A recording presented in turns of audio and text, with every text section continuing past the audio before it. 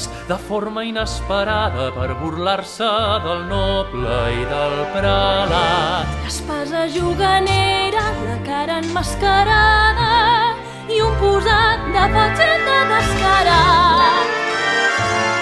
Es presenta als palaus, s'esmuny dins de les festes com que va disfressat, ningú el coneix. I es compten per dotzenes els duels i les conquestes, quan el volen atrapar desapareix.